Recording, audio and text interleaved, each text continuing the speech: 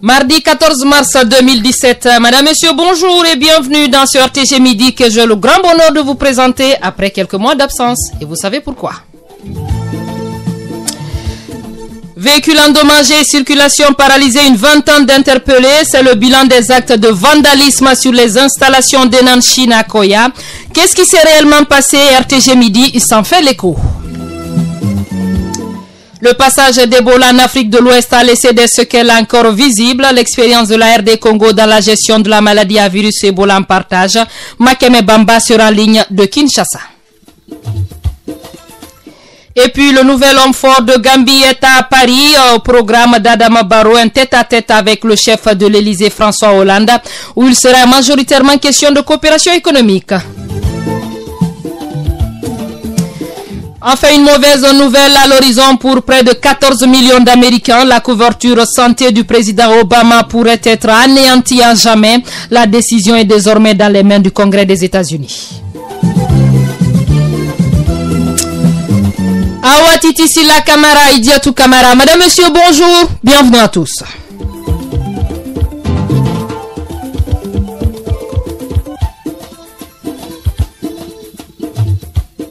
Encore une fois, bonjour. La société Enan Chine en charge de réaliser la route PK36 Koya, victime d'actes de vandalisme.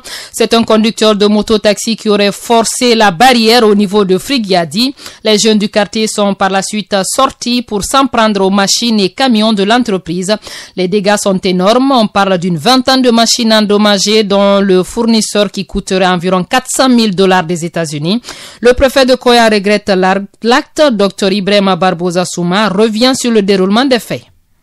Un autre cas de violence. Franchement, c'est une situation déplorable. C'est honteux les événements que nous sommes en train de vivre dans ces derniers temps à Koya. C'est avec le moral affaissé que nous venons contempler le désastre de cette folie de la jeunesse du district de Frigiadi. Jeunes mototaxi qui devaient se rendre dans la ville de Koya en provenance de Frigiadi. Mais ils étaient en groupe avec d'autres compagnons, motards aussi taxi. Ils sont venus trouver au niveau de ce passage une barrière. Les autres ont compris, ils ont rebrouché chemin, ils ont emprunté l'autre voie et lui, il a forcé la situation.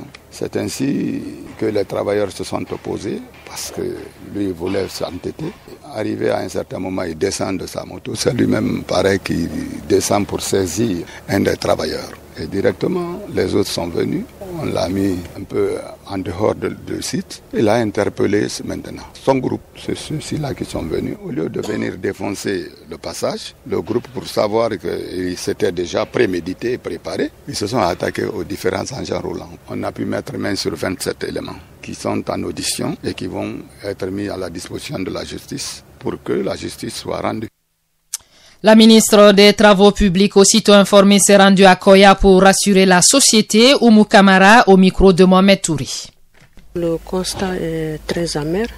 Au moment où nous sommes en train de faire tout pour sortir la capitale Conakry dans cette situation de dégradation générale du réseau routier, à quelques mois de la fin des travaux, on se retrouve avec cette situation très triste. Et ce que je pourrais dire aujourd'hui au nom de l'ensemble du gouvernement, c'est de présenter toutes nos excuses à nos partenaires chinois et aussi les mettre en confiance que toute la lumière sera faite autour de cette question et qu'une enquête est déjà ouverte. Les auteurs vont répondre à leurs crimes. Et les dispositions aussi sont en cours d'être prises pour renforcer la sécurité de l'entreprise Enan Chine, non seulement sur le chantier et l'ensemble des chantiers qui évoluent sur le territoire guinéen.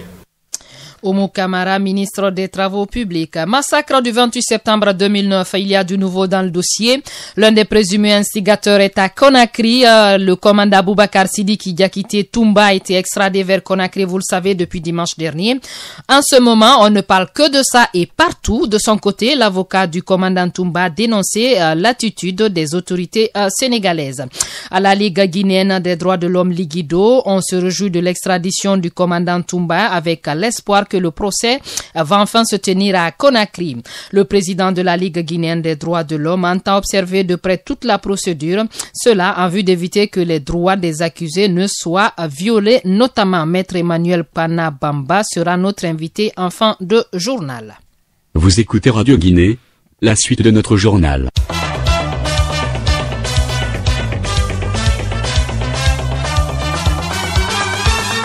Direction maintenant le pays profond avec la culture de la pomme de terre qui fait du chemin à Kouroussa, précisément à Baro. Cette année, plus de 8 tonnes sont récoltées par les groupements Sabounyouma, Bendo, Koudaba de Baro Centre et dans le domaine de Gati Kondé. Ces différents groupements ont reçu 1 tonne et 500 kg de semences. Et la Tchemorla Souma, la culture de la pomme de terre peut bien se développer en Haute-Guinée. Pour cette campagne agricole 2017, ces groupements Sabounyouma de Bendo, Koudaba de Baro Centre et le domaine de Gati Kondé ont reçu un total d'1 tonne 500 kg de semences de la variété Sputa. À la récolte, on estime à plus de 8 tonnes. Kaba Kondé, ingénieur agronome à la retraite, chef des travaux, apporte des précisions. Nous avons réalisé 1 hectare, 300 mètres carrés, répartis entre la ferme de M. Gati Kondé et le groupement de Baro et de Bendo. Nous avons déjà récolté 3 tonnes qui sont vendues. Nous avons en magasin 2 tonnes. Nous estimons à la fin de la récolte 8 à 10 tonnes pour cette année. Et M. Kondé projette dans la saison à venir pas des superficies comme ça, mais une exploitation. Cette variété Sputa est une variété qu'il faut expérimenter. Une volontaire américaine du corps de la paix à Baro, Fatima Traoré, apprécie, tout comme Mamadou Aliou Samba Diallo, originaire de la préfecture de Mali. Chez moi, aux États-Unis, on mange beaucoup. Moi, je pense que c'est Foutas qui donne beaucoup, mais parce que cette groupement travaille beaucoup, maintenant on donne ici un peu. Ici à Baro, je viens pour la première fois constater sur une petite parcelle une exploitation très importante de pommes de terre de variété Spunta. C'est une période de récolte qui est vraiment satisfaisante. Déjà, les groupements se disent déterminés pour vulgariser cette culture en Haute-Guinée si toutefois ils sont assistés. Avec cette première expérience réussie, les différents groupements de Baro comptent se lancer à fond dans la culture de la pomme de terre dans leur localité. Comment aider à renforcer les capacités financières des collectivités locales en Guinée? La question est débattue lors d'un atelier de validation de l'étude d'opérationnalisation de l'Agence nationale de financement des collectivités locales et du Fonds national de développement. L'atelier a démarré lundi dernier ici même à Conakry et selon les organisateurs, l'atelier aboutira à la mise en place de mécanismes de financement pérennes pour un développement durable à la base. Un facteur primordial pour la mise en œuvre de la politique de décentralisation en Guinée, soutient le général Bourema Kondé. Il est le ministre de l'administration du territoire et de la décentralisation. La mise en place du mécanisme de financement, dont nous validons l'étude qui lui est consacrée, part d'un concept et d'un contexte qui ont connu des avancées significatives avec l'adoption en février dernier du code électoral et du code des collectivités locales. Au mois d'avril prochain, nous l'espérons bien, l'Assemblée nationale examinera le projet de loi organique portant au Conseil des collectivités locales. À côté de ces mesures pour lesquelles des actes réglementaires sont attendus, le mécanisme à mettre en place est conçu pour une utilisation programmée, une allocation transparente des ressources et un décaissement conséquent effectué avec célérité. À ce titre, il devra contribuer, tout en consolidant le processus de décentralisation et de développement local, à stimuler un système pérenne de transfert financier de l'État vers les collectivités locales afin de permettre l'accroissement des possibilités contributives des collectivités locales et l'accès de celles-ci au financement des services sociaux de base et enfin un système de péréquation pour atténuer les disparités et garantir l'égalité des chances de développement à toutes les collectivités locales. À la présidence de la République, on rassure que tout est mis en place pour l'acquisition des financements des outils juridiques, mais aussi institutionnels. Nabi Youssouf Kiridi Bangoura est le ministre d'État, secrétaire général à la présidence de la République. Ses propos et ceux du général Bourema Condé sont recueillis par Alassane Mohamed Diakité. Le professeur Alpha Condé a instruit au ministre de l'administration du territoire de la décentralisation de mettre en place tout le cadre institutionnel, juridique et financier adéquat pour le développement harmonieux des collectivités dans notre pays. Le financement des collectivités locales constitue aussi un défi important pour le gouvernement qui s'emploie à relever à travers la mise en œuvre du plan d'action de la lettre de politique nationale de décentralisation et développement local, selon laquelle le mécanisme durable de financement des collectivités locales doit être le plus simple possible avec le moins de coûts d'intermédiation possible. Un moyen d'élargir la marge des collectivités locales dans la mise en œuvre de leurs plans de développement locaux. Promouvoir la maîtrise d'ouvrage des collectivités locales et ce plan doit être respectueux des principes et procédures budgétaires existants. Il doit être rapide et sécurisant. Il doit allouer selon les critères transparents d'allocation des ressources qui garantissent une équité entre les populations selon les critères de population, d'enclavement, d'indice de pauvreté, etc. Il est à présent 12 heures passées de 56 minutes à Ferendoué à Koulia dans la sous-préfecture de Tinki-Manfara. Nous sommes à Kissidougou. Vous écoutez Radio Guinée. Madame, Monsieur, vous faites bien. Page santé avec un autre pays qui dispose désormais de documents stratégiques de référence. Objectif, assurer les fonctions de promotion et faire le suivi et évaluation en vue de renforcer le système sanitaire en Guinée. Cette validation sur la révision de la politique nationale de recherche en santé a eu lieu à Kindia. Ceci grâce au concours des chercheurs guinéens et étrangers en santé. Fatoumata Kaba, chef de cabinet du ministère de la Santé, que je vous propose d'écouter. C'est un maillon de la chaîne de renforcement de capacité du ministère de la Santé après l'épidémie d'Ebola que nous avons connue, qui a montré toutes les faiblesses du système de santé guinéen. C'est les professeurs de tous bords, aussi bien du ministère de la Santé, du ministère de l'Éducation, les ONG nationales et internationales se prennent partie la recherche en santé. Les thèmes sont importants, donc les résultats attendus, je pense qu'ils seront atteints. La santé des populations sera améliorée par la recherche qui sera faite, les résultats qui sortiront de cette recherche qui vont entraîner des investissements étrangers. Voilà, madame, monsieur, la suite de cette édition avec la page Afrique Inter. Le président gambien Adama Barrow est à Paris. Il sera question d'échanger sur la coopération économique entre les deux pays. Le chef de l'État gambien rencontrera également le ministre français des Affaires étrangères. En Côte d'Ivoire, après l'attaque de Grand Bassam qui avait fait 19 morts, on s'en souvient, une nouvelle stèle a été inaugurée lundi dernier pour rendre hommage à toutes les victimes de l'attentat. Les cérémonies d'inauguration ont réuni plusieurs hauts cadres du pays de Félix Houphouët-Boigny. Gestion post-Ebola dans cette édition avec la rencontre internationale sur la gestion de la maladie à virus Ebola qui se poursuit en RD Congo. 8 pays francophones dont la Guinée partagent ensemble l'expérience du pays de Joseph Kabila. Makeme Bamba, plusieurs pratiques dont la journée porte ouverte sur les centres de traitement n'auraient pas été prises en compte. Les thèmes exposés, notamment l'expérience de la RDC dans la gestion de la maladie à virus Ebola ou encore l'élaboration et la mise en œuvre du plan d'action communautaire de communication, ont permis aux Guinéens et autres Maliens de comprendre qu'il y a eu certaines failles dans la gestion de l'épidémie à virus Ebola dans leur pays. L'approche d'implication de la communauté avec une bonne stratégie de communication dans cette lutte dès l'apparition de la maladie aurait certainement permis de rapidement circonscrire l'épidémie. Professeur Moussa Koulibaly, directeur général de l'hôpital Ignace Dine, était président de la commission hygiène et sécurité lors de l'épidémie dans cet hôpital. Ce qui a de très intéressant en RDC, c'est la mise en place d'une coordination efficace.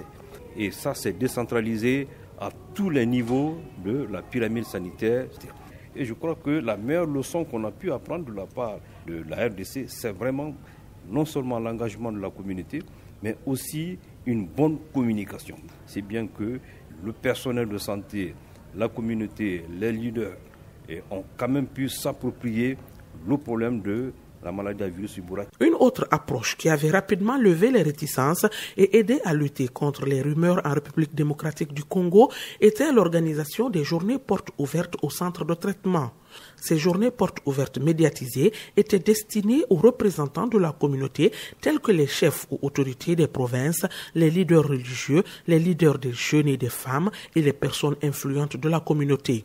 Salima Touba, infirmière, était une des premières volontaires à se rendre à Guékédou dès l'annonce de la maladie en Guinée. L'expérience de la RDC nous a apporté beaucoup de choses telles que la journée porte ouverte des CTE, et puis comment humaniser les traitements en tant qu'infirmière, comment accéder à la communauté. Parce que ça nous a beaucoup manqué en Guinée, surtout la préparation. Il ne faut pas attendre une fois que la maladie est là et puis sauter, parce qu'avec Ebola, on ne se presse pas. Il faut se préparer à l'avant. Les conférenciers ont insisté sur la préparation à l'apparition des épidémies.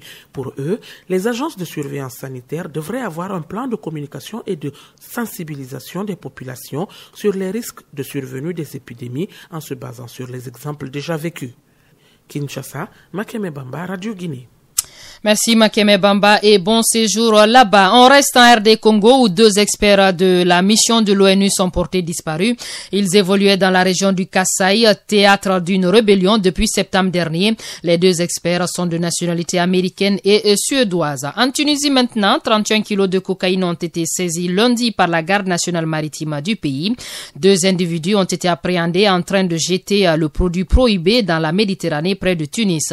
Après une enquête, la justice tunisienne a annoncé qu'il y aurait un grand soutien international derrière cette opération.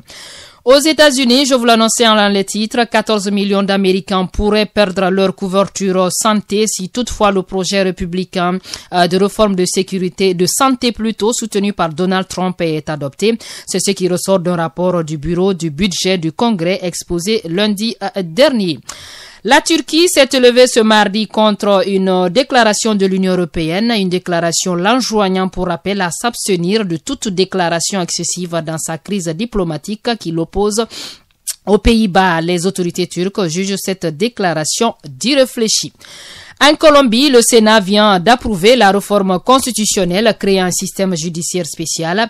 Cette nouvelle réforme vise à juger les crimes de guerre. Ce système judiciaire est l'élément central de l'accord de paix entre les FARC et le gouvernement de Juan Manuel Santos. Le parquet sud-coréen va convoquer l'ancienne présidente Park Geun dont la destitution, j'y arrive, vient d'être validée par la plus haute instance judiciaire. C'est à la suite d'un méga scandale de corruption pour lequel elle sera entendue en tant que suspect. La page invitée à présent, comme annoncé, la rédaction s'entretient avec le président de la Ligue guinéenne des droits de l'homme, Ligido. Maître Emmanuel Pana Bamba s'exprime sur l'impact de l'extradition de Toumba Diakité ce qui pourrait avoir donc sur le dossier des massacres du 28 septembre. Il est interrogé par Amara Kamara. Maître Emmanuel Banababa, bonsoir. Bonsoir, M. Camara. La communauté guinéenne a été informée dimanche de l'extradition du commandant Aboubakar Sidiki Diakité, alias Toumba, accusé dans l'affaire du massacre du 28 septembre. Comment la Ligido a accueilli cette nouvelle? La Ligue guinéenne des droits de l'homme a accueilli cette nouvelle avec joie, parce que, comme vous le savez, ces massacres du 28 septembre 2009, le commandant Toumba Diakité était en fuite. Heureusement, il a été arrêté en décembre dernier à Dakar et il a été extradé à Conakry où il séjourne actuellement à la maison centrale pour des infractions ou des crimes qui ont été commis au stade du 28 septembre 2009. Le procès pourrait se tenir finalement. Est-ce que vous comptez jouer un rôle dans ça? Évidemment, nous comptons jouer un rôle surtout d'observateur. Notre organisation compte faire l'observation de ce procès-là pour voir si ce procès va se tenir de manière équitable entre les différentes parties, à savoir le ministère public qui poursuit les accusés, ensuite les accusés et enfin les parties civiles. Donc nous voulons participer à ce procès pour voir si les droits de chaque partie à ce procès-là sont respectés, parce que nous voulons que désormais le procès équitable soit la règle dans notre pays, c'est-à-dire que l'on ne charge pas seulement ceux qui sont accusés en violant les droits de la défense. Donc il faut faire en sorte que les droits de chaque partie au procès soient respectés. Et donc c'est ce rôle-là que nous voulons jouer pour informer l'opinion nationale et internationale de l'équité de ce procès-là. Oui, mais les instructions ont commencé il y a longtemps. Il y a déjà plus d'une dizaine de personnes qui ont été inculpées. Est-ce que vous avez été associé à ces démarches-là? Bon, nous n'avons pas été associés en tant que, par exemple, avocat des parties au procès. Mais comme je vous l'ai dit, nous veillons à ce que, en tout cas, les conditions de l'inculpation, chaque fois que l'inculpation est imposée, que nous examinions pour voir si les droits, par exemple, de la personne inculpée sont respectés, si les droits des parties civiles, c'est-à-dire des victimes, sont respectés, et si le ministère public, qui est le garant donc du respect des droits des citoyens, est en train de jouer pleinement son rôle dans ce dossier. Donc voilà comment la Ligue guinéenne des droits de l'homme joue un rôle dans ce dossier-là. Est-ce que de temps à autre, il y a des victimes qui viennent vers vous? Oui, il y a des victimes au départ qui nous avaient contactés, mais comme vous le savez, il y a certaines organisations qui évoluent sur le dossier avant la création de la Ligue guinéenne des droits de l'homme qui est récente en 2013. Et donc, nous conseillons à ces victimes-là de rencontrer les avocats des parties civiles pour que la défense soit commune, parce que rien ne sert que chaque victime prenne un avocat, donc cela pourrait compliquer la tâche aux avocats donc des parties civiles. Donc, nous faisons en sorte que ces parties civiles-là soient défendues par un seul pool qui est assisté par certaines organisations de défense des droits de l'homme, telles que la Fédération internationale des ligues des droits de l'homme, qui évolue dans ce dossier-là depuis très longtemps. Beaucoup pensent que ce dossier traînait parce qu'il n'y avait certainement pas de volonté politique. Est-ce que vous avez la même impression derrière ce dossier? Non, nous n'avons pas la même analyse. Les gens doivent comprendre que les crimes odieux qui ont été commis le 28 septembre 2009 sont des crimes de masse, c'est-à-dire ceux qui sont présumés avoir commis ces crimes-là sont nombreux, le nombre de victimes est très important, donc on ne peut pas instruire ce dossier-là à la sauvette, et si on le fait, on risque de bafouer certains droits, soit des droits de la défense ou des droits des parties civiles. C'est pourquoi il faut aller lentement, conformément évidemment à la procédure en la matière, pour éviter d'aboutir à un procès expéditif qui va en tout cas consacrer ou cautionner des violations des droits des parties au procès. Et vous êtes confiant que le procès autour des massacres du 28 septembre finalement se tiendra en Guinée? Évidemment, le procès va se tenir en Guinée parce que la volonté des autorités de notre pays s'est encore manifestée à travers l'extradition et la mise sur mandat de dépôt de M. Toumba Ndiakité. Nous pensons que l'événement d'hier est un point fort qui va booster en tout cas l'évolution de cette procédure-là pour que dans les meilleurs délais le procès puisse se tenir à Conakry, évidemment. Merci bien, Monsieur le Président de la Ligue guinéenne des droits de l'homme. Je vous en prie. Voilà, madame, messieurs, c'est la fin de cette édition. Vous retiendrez dans l'actualité sportive que la liste des 22 joueurs qui vont disputer les 2 matchs amicaux en France et à Bruxelles vient d'être dévoilée par Kanfori Lapé Bangoura, l'entraîneur du Sili National Senior, et aussi la Ligue européenne des champions de football qui se poursuit sur les différents stades européens. Mokhtar Touré se rend dans notre prochaine édition d'information pour en parler. Madame, messieurs, c'est la fin de cette édition. On va rappeler les titres. Véhicules endommagés, circulation paralysée, une vingtaine d'interpellés. C'est le bilan des actes de vandalisme sur les installations des Nans de Chine à Koya. Ce qui s'est passé, vous l'avez su dans ce RTG Midi. Le passage d'Ebola en Afrique de l'Ouest a laissé des séquelles encore visibles. L'expérience de la RD Congo dans la gestion de la maladie à virus Ebola en partage. Makeme Bamba était en ligne de Kinshasa. Le nouvel homme fort de Gambie est à Paris au programme d'Adama Barrow, un tête-à-tête avec le chef de l'Élysée François Hollande. Il sera majoritairement question de coopération économique. Une mauvaise nouvelle à l'horizon pour près de 14 millions d'Américains. La couverture santé du président Obama pourrait être anéantie. La décision est désormais dans les mains du Congrès des États-Unis uniquement. Fini ce journal, la collaboration technique Awatiti Silla Kamara, réalisation Elhaj Mamadou Bassouma Tessema, assistance à la rédaction Aminata Ba, Bintou Touré Algassimou Baldé. C'était ici au micro Idiatou Kamara. Très belle fin de journée à tous et prenez soin de vous.